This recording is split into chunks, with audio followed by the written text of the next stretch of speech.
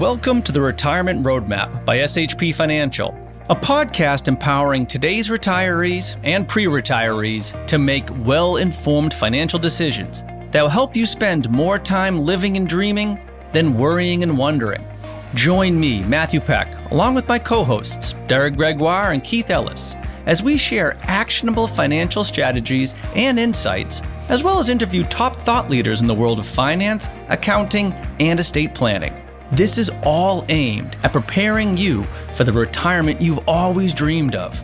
Our high-quality holistic planning process has helped thousands of families retire and create what we like to call the ripple effect. The Retirement Roadmap is your guide to financial freedom. Are you ready to get started? Let's go. Welcome, everybody, to another edition of the Retirement Roadmap, brought to you by SHP Financial. I'm your host, Keith Ellis, joined by Mark Kenney today. And today we've got a pretty interesting topic considering everything going on in the world. And it's behavioral finance and how people act in these times of, ups and downs in the market. I mean, it's easy to sit tight when the market's going up. Everyone's happy when everything's green, right? But when things start to turn red, shifts in the world, shifts in the economy, this is when people need help or they need coaching through these situations. So I was hoping you could talk a lot about that today. We're going to have some fun talking about behavioral finance. Yeah, no, I think it's right, Keith. I think this is where we really add our value as financial advisors because we are all humans. We are driven by emotion, and there's nothing more emotional than when you see your money go up and down. And so today I want to talk about, some examples where we see that and where we kind of got to look at the whole picture and bring a client, try to bring the emotion out of them so they don't make irrational decisions. And there's just a statistic, Keith, that I always mention with investors that people who manage their own money underperform the market by 2 to 3% because of emotional biases, because they make the wrong move at the wrong time. And I could see that, happening quite a bit, and when the market starts to become volatile, people get engulfed in the news and the news in your face. Whenever you want it, whether your phone, television, social media, and it's on you all the time, it creates a reaction, maybe without you even knowing inside of you, that makes you or could push you to these irrational decisions. So, it's so important to take yourself away from maybe some of the things, circled around the news, and have that long-term plan. Yeah, that's correct. I mean, we saw that, and we've seen that a few times in the last 5 years, right? So, you go back to COVID, exactly, right? When the market moved very quickly, very lower, and, we were answering phone calls left and right, and clients saying, I want to sell, right? Everybody wants to sell at the bottom. Yeah. It's the exact opposite. It's the exact opposite. And then we saw that in the beginning of last quarter, right? The market was down, 10% in the course of a few months. And these are all driven by short-term factors, like COVID and like we're going through now too with the conflict in Iran. But you got to bring the client back to their original financial plan. And one of the big things is cognitive biases, right? So I'm going to use that as the first example in behavioral finance, and how it's funny how you can take any stock in the world, right? Yeah. And I picked for this example Tesla because Elon Musk is a polarizing figure, and I think there are some people who love him and the products that he brings and the companies he brings, and there's some people who maybe aren't so in favor of him. But I looked at this example, and you can take a stock at any point in time, and you can have one person say, "Listen, this stock is going to go higher," right? And that same another person can take the same date and say, "Listen, this stock is going to go lower," and they can both be right. And what it is it's timing, right? So one person might say after a month, the stock is down 10%. I told you, it was going to go down. And then 3 months later, the stock is originally up 30%. And that person says, yes, I told you it was going to go up.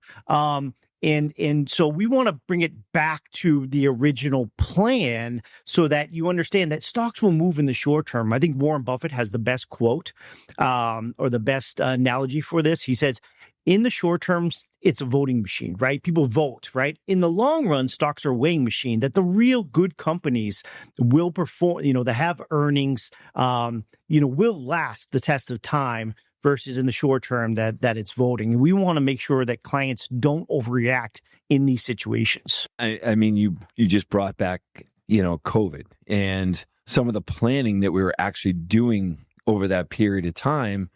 One of the things was reaching out and being proactive with our clients and saying, listen, remember, you have a plan in place, right? Like we've planned for these downturns. We have money allocated. I always say when I'm meeting with the families that I work with is we want to put purpose around your money, right? We want you to understand what each allocation does, when we potentially would need it or not, and what the purpose of it is within your plan. So, we believe, or I believe, that you should have money for safety. This is your short-term money. Your boiler breaks, your roof leaks, you need a new car. This is money you can go get immediately. We know you're not going to make a lot of money on it, but it's safe, it's liquid, it's there, right? Yep. Then you have money that's dedicated to help supplement your income, your Social Security. Maybe you have a pension, maybe you have rental income, but you need a little bit more to maintain the lifestyle that you want in your retirement. There, we want to make sure that also is relatively safe, that it's there, that you can get that money almost like on a month-to-month, week-to-week, bi-weekly basis, however a client wants it. So now you have your safe money, you have your money dedicated for income. Really what we're trying to do there is just protect one thing, your lifestyle. Yeah. Because people want to maintain their lifestyle in retirement. And then everything else can go into that growth bucket for that longer term strategy that, we know the market's going to go up and we know the market's going to go down, but we know over the long run, the market's probably going to go up. And like, if you go to COVID and people exited on that down, there's no way you would have known, like within a day, it's going to bounce right back up. Correct. You know what I mean? And you miss that, it's amazing. There's a study. If you miss the top 10 days of the market over the last, 30 years, you miss 4, 5, 6% growth, which is astronomical. Yeah, I see those statistics all the time. I just saw one recently that said, I think it was over 35 or 40 years. And it was like, if you missed the top 3 days, your portfolio dropped by like 50% of where it could have been. And then 10 days. And so, yes, that's what we do is by creating those first and second buckets that, protect against volatility, you can have that third bucket that's more equity driven. Mm-hmm. And guess what? Because you have enough in the first two buckets for 10 years, you can ride out these waves and not, enter this herd mentality. Oh, everybody's selling because, Microsoft is down. Because then, as you said, the people who did sell in COVID, right? How do you get back in? Yeah. The market's back up a month later. And guess what? You're thinking to yourself, oh, it's short term. It's gonna go back. All of a sudden, 3 years later, it's up 100%, and you're like, oh, I never got back in, right? And so that's why it's so hard to time the market. You got to stay long because of those statistics to say, if you miss the best 3 days, and that's our job, is to make sure that you don't miss those 3 days and bring it back to the original plan. Yeah, I mean, it's that saying, right? You can't time, it's not timing the market, it's time in the market. Yeah, do you see what I'm correct. saying? That's correct. Because it's true. You know what I mean? If you look at your 401ks, right? You've been putting money into your 401k for 5, 7, 10, 20, 30, 40 years. You didn't go in and out of the market. It's just compound, grows. It went through COVID. It went through, 2018, the back end of the year market crash. It went through like a 2013, quantity. It's been through all these different periods of time. It's gone through 2008, right? It's gone through all these different periods of time. And here we are, 10, 15 years later, through all these ups and downs.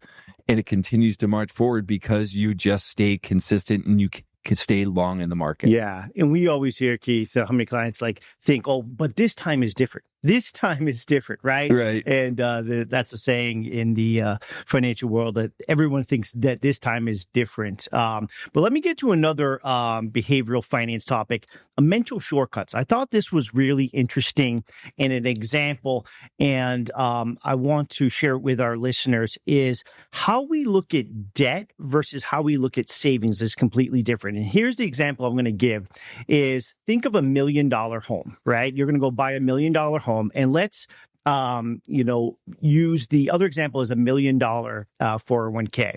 Now, what happens with $1 million home is you go to Zillow, you see $1 million home, and you think, well, I'm going to buy that house for $1 million, right? Well, we know that at 6% interest rate, right, that actual home, I did out the math for our listeners, is that you're actually going to pay for that $1 million home $2,154,000, right? So it's funny how we look at $1 million home, we'll say, we'll buy that, and it ends up costing us over $2.2 million, and that's at a decent interest rate. But how we look at our retirement goals is the opposite, right? We look at the final figure, and everybody wants, I want to get to that $1 million, right? So imagine if we said to Mr. Client, listen, if you wanted to save $1 million, right? You don't focus on the final figure. You focus on what it's going to take to get you there. To the final figure. And it breaks down to, like I said, $882 a month or $29 a day is what you would need to save, right? And I think Stop going to Starbucks. Yes. Redirect that right? money. And that's why the set it and forget it method and how the book Automatic Millionaire is so simple in its terms, but it's so effective, right? Just set it and forget it. So we always look at debt. They break it down into the lowest common denominator, right? When you go buy a car, right? The sales guy will always break it down into your monthly price, payment, right? Because they don't want you to think of what you're actually paying for the car. Actually paying. And we do the opposite when we're saving. We look at the final figure instead of what we need to save. And that's one of the mental shortcuts that I think is really interesting when you look at it. And I can remember, it was funny living in Ireland. I remember seeing an ad on the Galway Advertiser for 59 euros for a car. And I said, wow, that's crazy. And what they did was they broke the monthly car price weekly, right? We always see what a payment would be. They broke it down into weekly because, again, if you break it down into its also lowest, a really good sales pitch, right? and so we should do the same when we're trying to save something. Break it down into what we need to save, not the final figure. Well, it's interesting because folks will come in here and say, "Listen, this is kind of the lifestyle I want in retirement. Here's where I'm currently at. What do I need to do to get to that point?" Right? And if you don't have a plan and you're not trying to base your situation off a plan and you're more or less just winging it, one, how do you know what you need to do to get there?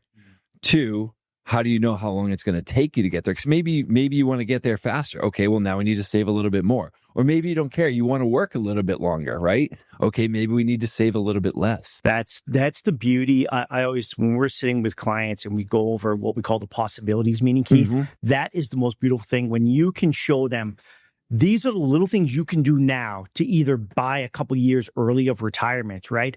Or here's this one. You've probably done this before where you sit down with someone, they say, I can't retire. You go over their expenses, their lifestyle, and you show them they actually could have retired 2 years ago. It's the best right? feeling. And they walk away, and the best compliment we get paid is like, wow, I didn't think I could retire. You're giving them back time, right?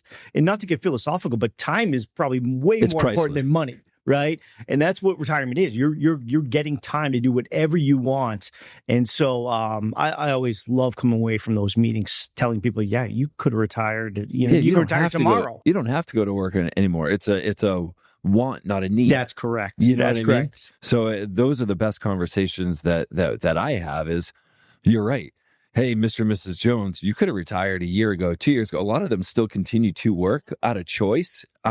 But it's nice to know, or you feel empowered going to work, knowing, again, that you don't need to go to work. It's a different mentality when you're walking on a Monday, right? Exactly. Your boss says something, you're like, all right, I'm done. Yeah. No, but it is a different mentality. And I guess we take it for granted because we work in this industry. We just think like, oh, how could they not know? But, it's like when I go to my mechanic, he's like, how did you not know? You know what you know, right? And so that's why I always tell people, reach out, get a second opinion, because I hate when I say to people, yeah, you could have retired 5-10 years ago, and they dread their job, right? We could have gave them that time. Well, it's also interesting because, okay, so now they retire, they're thinking about retirement, and then you start to look at impacts, or like what could potentially throw the train off the tracks, or, factor into their retirement where it doesn't go as smoothly. And a couple different things that come to mind. One is taxes. Yeah. You know what I mean? Let's say, for instance, Mr. and Mrs. Jones have $1 million. They need $50,000 a year out of their portfolio to net the number that they need, because you got to pay taxes. Yeah. To net the number they need to build the lifestyle that they want. Well, all of a sudden the tax rates go up, and they have to start taking a little bit more and a little bit more and a little bit more, because you have tax rates going up, then you have the cost of living going up as well. Netting less, or you got to take out more to net the same. Or your lifestyle suffers, right? So it's like, we don't want the families we work with to have their lifestyle impacted by these unknown factors. So a lot of times when we're building a plan based around what we call base facts, or the original strategy. Then you start to look at the different alterations or the different variables that could impact them. And it's pretty interesting to show each family, hey, look, if things go this way and the versus this way, here's what that tax increase can do to your situation. Let's start to unwind those taxes now and start to get ahead of this today. So you're doing planning, future planning to help better position the family for the long run. And I feel like that sentiment comes up a lot right around now, because it's tax time. And I always tell clients that, like, listen, we love the CPAs that we work with, but CPAs look back 1 year. Exactly. Right? Rearview mirror. We look forward 30 years, right? And yeah. I love the car analogy. They're looking in the rearview mirror. Yeah, we're looking at the windshield. Exactly. Right? But bringing it back to behavioral finance, I think another something that comes up is the personality traits of different clients and what money means to them, and how you can look at maybe what their parents did with money and how they have taken on some of those traits, or in some examples, they are the complete opposite, right? That their parents weren't great savers or weren't great with money. And some of those clients, those young clients, they're the exact opposite, right? And so I always think it's like through learned experiences, through history, how you feel about money. And it's really, really interesting. I've seen so many folks come to the office and then I meet their kids, right? And like, yes, their kids are maybe, a lot of them are the exact opposite of their parents. Their parents saved every dollar, and they want to go live. And it's like, and then there can be resentment. You know what I mean? Yeah. I see that from time to time as well. Like, hey, we're working with the parents and now we're working with the kids, and the parents know how the kids are going to treat the nest egg that they've built. And there could be, so they start to create all these trusts and vehicles to be able to manage the situation, from the grave, I guess, for a lack of a better way of putting it. So you're right. Personal traits, behavioral traits, things like that go a long way. Especially what I like is when parents and kids sit down and really have, true to life conversations, rather than almost treating it like a separation of power. You know what I mean? Like, here's our client, here's their kids. There's no communication as to what's coming. Where's, what the parents potentially envision. Do you want this for your grandkids' education? Do you want this for, multi-generational wealth? Yeah. So it's very important, I think, to have open conversations. It doesn't have to be the numbers.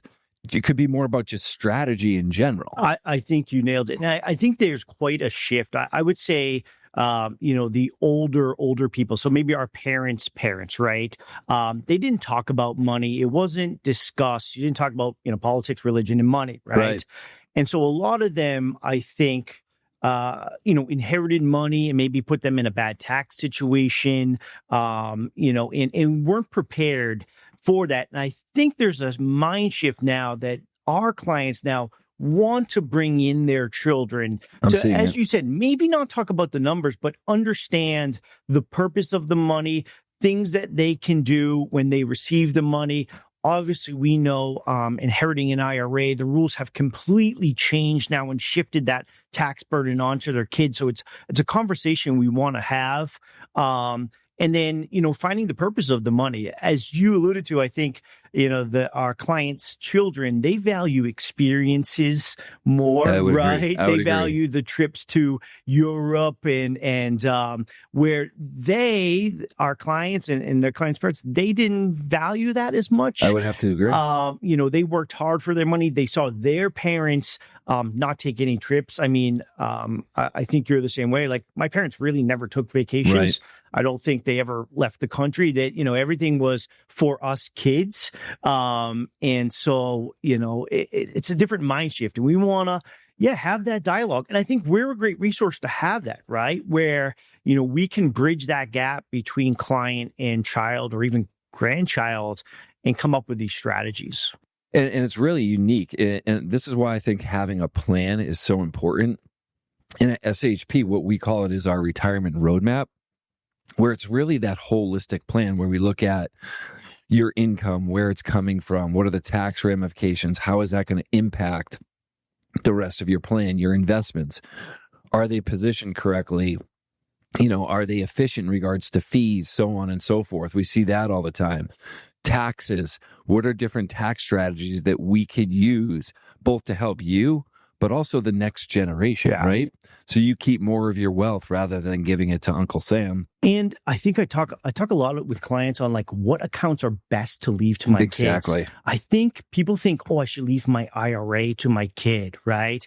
And I'm like, no, that Roth IRA you have, right? You're not required to take that out, and your child gets that, or your grandchild gets that tax-free, or in educating them about, the step up in cost basis that non-qualified accounts, that real estate can has. And you feel a lot better about spending down your IRA if you know your kid's going to get your house tax-free when you move on. And I think that, like I said, I think a lot of people think, I need to leave my retirement account. I always tell clients that's the worst account you can leave. It is. Because, depending on when you pass, where your kids are in their lives, maybe they're in their highest earning years, and you're trying to do something great for them, which is leave them money. And then all of a sudden this windfall comes and it's all pre-tax.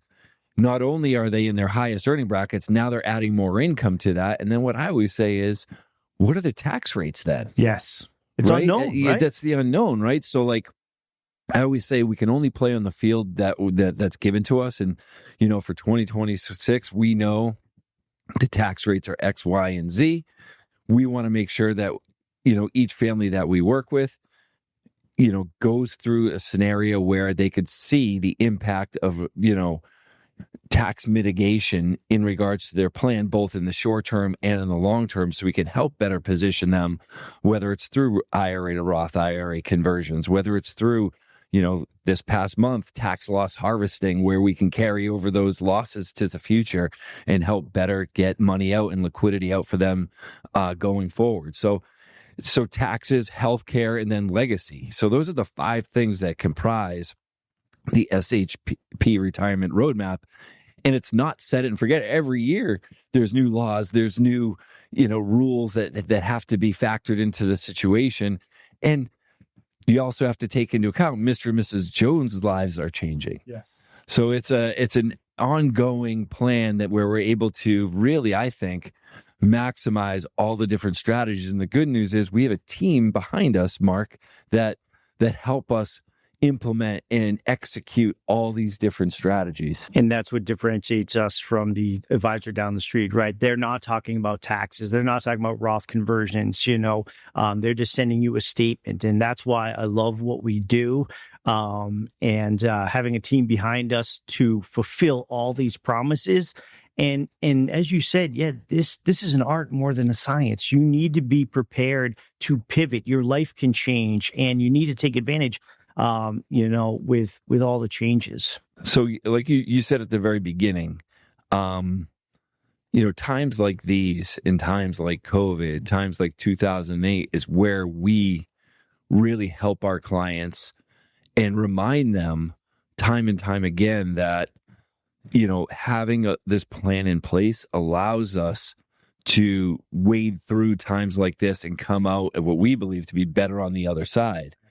So having an advisor both to help build a plan, look at a plan holistically, strategize with you on a month to month, quarter to quarter, annual basis to better position both yourselves and your family long term, but then to also have them as a sounding board in times like these. And this is when we're doing a lot of strategic planning. Roth conversions when the market's down. Correct. Great time. Yes. But to have that sounding board and help better position you long term, this is what we do at SHP. And, I want to thank Mark for coming in and talking through, some of the behavioral finances and some of what it is that we're doing right now for our clients. So anything else that you want to add? I just want to say in closing, Keith, that remember, money is just a tool, right? Money, just like any other tool that a carpenter may have, we want to use that tool to best position you, your lifestyle, your retirement. You get one chance to do this. Mm-hmm. We want to make it as impactful as we can and bring emotion out of the equation so you don't make irrational decisions. And that's what we're here to help you do. Yeah, you couldn't have said that better. And what I will say, and finally, is whenever we show someone a plan, I think when they come in and revisit that plan, and especially in times like this, and they see their plan is holding up over the long run, it gives them confidence. Confidence to enjoy their retirement, which they deserve, confidence to spend, confidence to give, whatever it is that their passion is, it gives them confidence. Having a plan, in my opinion, because how do you know what you can do if you don't have a plan? Confidence to spend is a great one, right? I never want to tell a client, you can't book that Viking River cruise, right? And in 30 years, they find out that they could have done it. You can't go back. And so I think that's a great point. So again, please come visit us, SHP Financial, if you do want a second opinion, if you want us to take a look, if you're just looking to start to build that retirement roadmap, start to look at that holistic plan, shpfinancial.com. Thank you again and enjoy your weekend. Thank you. Thanks for listening to the Retirement Roadmap podcast by SHP Financial. If you've enjoyed today's episode, be sure to hit the subscribe button so future episodes are automatically downloaded directly to your device. And if you've liked what you heard, please share the show. Create your own little ripples so we can help even more people with their retirement goals. If you want access to all past interviews, including notes, resources, and exclusive content from SHP Financial, visit shpfinancial.com/podcast.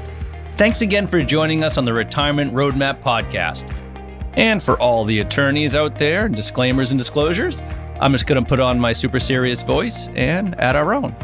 No statements made during the Retirement Roadmap podcast shall constitute tax, legal, or accounting advice. You should consult your own legal or tax professional on any such matters. Information presented is for educational purposes only and does not intend to make an offer or solicitation for the sale or purchase of any specific securities, investments, or investment strategies. Investments involve risk, and unless otherwise stated, are not guaranteed. Our investment advisory services are offered through SHP Wealth Management, LLC, an SEC-registered investment advisor. Insurance sales are offered through SHP Financial, LLC. Our advisors and insurance reps may offer clients advice and/or products from each entity. No client is under any obligation to purchase any insurance product.